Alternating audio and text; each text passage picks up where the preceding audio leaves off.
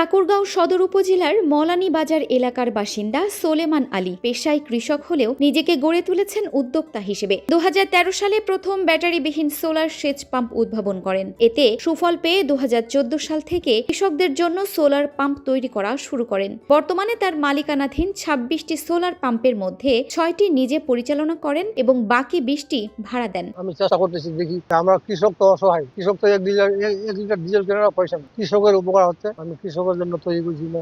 এসব solar pump চলে সূর্যের আলোর মাধ্যমে, যা থেকে বছরে অন্তত 8 লাখ টাকা আয় করেন এই উদ্যোক্তা। তার এই উদ্যোগে হাসি ফুটেছে অনেক কৃষকের মুখে। বাড়তি খরচ না থাকায় সোলারের দিকে আগ্রহ বাড়ছে কৃষকদের। জনপ্রিয় হচ্ছে সৌর বিদ্যুতের সেচ পাম্প। সোলার প্রযুক্তি ছড়িয়ে পড়লে একদিকে যেমন কৃষক উপকৃত হবে, অপরদিকে বিদ্যুৎ ও ডিজেলের উপর নির্ভরতা কমা, পরিবেশ রক্ষার পাশাপাশি কৃষকের খরচও কমবে, এমনটাই প্রত্যাশা কৃষি বিভাগের। এই সৌরশক্তিকে ব্যবহার করে যাতে হচ্ছে যে আমাদের কৃষিকাজের বিশেষ নির্ভরতা সেটা কিন্তু দূর করা যায়। কৃষকের স্বস্তিতেই হবে কৃষির উন্নতি, বলছেন বিশেষজ্ঞরা।